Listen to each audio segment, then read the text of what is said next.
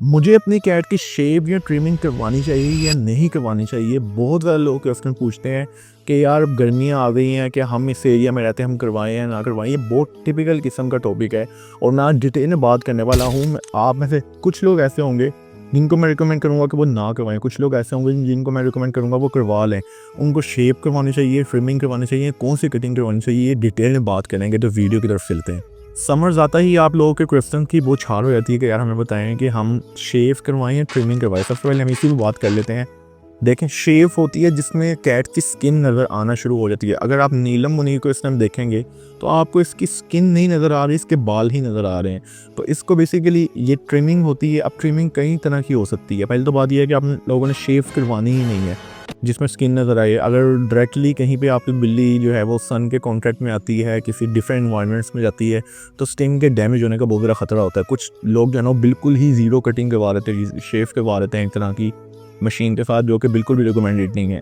उसके बाद आती है ट्रिमिंग। अब ट्रिमिंग डिफरेंट तरह की होती है। कुछ लोग 1 इंच बाल छुड़वा देते हैं, कुछ लोग जो हैं वो बिल्कुल थोड़े से बाल छुड़वा देते हैं। वो डिफरेंट हो सकते हैं, वो जिसकी जो मर्ज़ी है उस हिसाब से अपने इन्वायरमेंट या अपनी पसंद के हिसाब से करवा सकते हैं। लेकिन मैं रिकमेंड करता हूँ कि आपने अगर ट्रिमिंग करवानी है तो जिस तरह की नीलम मुनीर की ट्रिमिंग है, ना ही बाल बहुत छोटे हैं और ना ही बाल बहुत बड़े हैं, और इस तरह की ट्रिमिंग करवाएंगे तो कैट काफ़ी ज़्यादा बेहतर फील करती है और इसकी ग्रोथ जो है वो बालों की वो भी इक्वली होती है।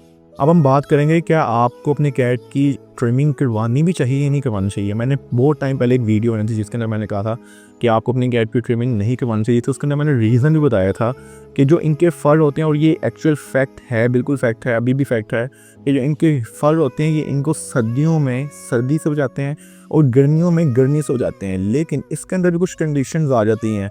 कुछ कैट जो होती हैं, जैसा नीलम मुनीर है, ये बहुत ज़्यादा इसके लॉन्ग फर थे, मोर देन ट्रिपल कोटेड, तो ये बहुत ज़्यादा ही आवाज़ार होती थी। और गर्मियों में अंदर आपको पता है कि मैट्स बनना स्टार्ट हो जाते हैं, बिल्लियाँ गीली जगहों पे जाके बैठती हैं, फिर बाल बहुत ज़्यादा झड़ते हैं। अगर हम उस सारे मसलों को देखें ना, जिसमें हेयर फॉल का होना बहुत ज़्यादा, उसमें जो कैट पेरेंट्स हैं वो खुद बहुत ज़्यादा जो है ना वो इरिटेट फील करते हैं। उसके अलावा कैट थोड़ी सी लिथार्जिक फील करती है, मैट्स बनना स्टार्ट हो जाते हैं, फ्लीस के इश्यूज़ होते हैं। अगर इन चीज़ों को देखा जाए तो हाँ, आप करवा सकते हैं। लेकिन अगर आप इन चीज़ों को कवर अप कर रहे हैं, आपको हेयर फॉल का इशू नहीं है, आप किसी ऐसे एरिया में जहाँ पे ज़्यादा गर्मी नहीं है, आप हेयर फर की बहुत अच्छी केयर कर रहे हैं, फिर बेशक आप नहीं भी करवाएंगे तो कैट पे इतना ज़्यादा फ़र्क नहीं पड़ेगा। और अगर हम बात करें कि किन किन चीज़ों में कैट की ट्रिमिंग या शेव करवाना ज़रूरी हो जाता है, उनमें सबसे पहली चीज़ होती है कि अगर आपकी कैट को बहुत बहुत ज़्यादा प्लीज़ है कि उसके ऊपर स्प्रे असर ही नहीं करता उसके बालों की वजह से, तो आप उसकी ट्रिमिंग करवा के उसको ट्रीटमेंट करवाएंगे तो ज़्यादा बेहतर है। उसके अलावा अगर आपकी कैट के हेयर मैट्स बन चुके हैं, अगर बाल बहुत ज़्यादा जुड़ चुके हैं, तो उसमें उसकी ट्रिमिंग करवाएं या शेव करवाए बगैर उसका कोई गुजारा नहीं है। आप उसको इस तरह नहीं कह सकते कि ये हम खुद ही उतार लें। कुछ लोग गलती करते हैं कि वो कैंची से काटने की कोशिश करते हैं हेयर मैट्स को। उसमें अक्सर ही हमारे पास क्लिनिक पे आते हैं, जब मैं उस क्लिनिक पे कि यार हमने काटने की कोशिश की थी, स्किन पे कट लग गया, क्योंकि उनको पता ही नहीं होता कि वो जो मैट है वो स्किन है, उनमें डिफ्रेंशिएट ही नहीं कर पाता, वो नीचे से काट देते हैं, इसमें स्किन भी कट जाती है। तो उसमें भी शेव जो ट्रिमिंग है वो ज़रूरी है। उसके अलावा फंगस के काफ़ी इश्यूज़ आते हैं गर्मियों के अंदर, जिसके अंदर अगर उनको थोड़ी बहुत उनकी कटिंग करके उस एरिया से या उनकी ट्रिमिंग करके उस एरिया से उसको ट्रीट किया जाए तो वो ज़्यादा बेहतर होता है। और लोग ये भी बहुत ज़्यादा पूछते हैं कि हमें कोई ट्रिमर बता दें अच्छा सा, जो हम अपनी कैट के लिए घर भी इस्तेमाल करें, बार बार क्लिनिक पे नहीं जा सकते।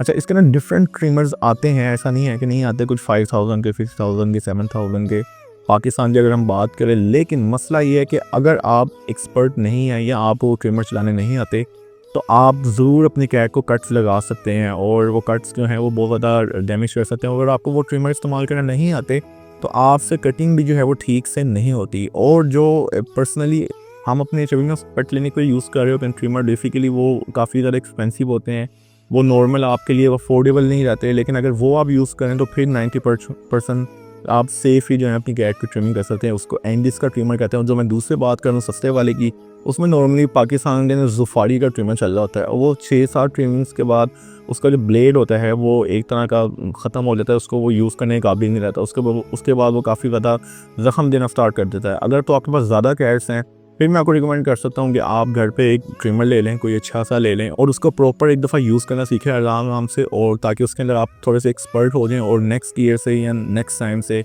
आप अपनी कैट्स को कट्स लगाए बगैर ही इसकी ट्रिमिंग कर सकें। उम्मीद है आप लोगों को मेरी वीडियो पसंद आई होगी, और मैं इस तरह की डेली वीडियोस लेके आ रहा हूँ आप लोगों के लिए, आप लोगों की हेल्प करने के लिए। अगर आप लोगों के कुछ क्वेश्चंस हैं ट्रिमिंग को लेके तो आप कमेंट सेक्शन में पूछ सकते हैं, मैं वहाँ पे आंसर कर लूँगा, मैं उसके ऊपर वीडियो बना लूँगा। मिलते हैं नेक्स्ट वीडियो में इंशाअल्लाह ताला। अल्लाह हाफ़िज़।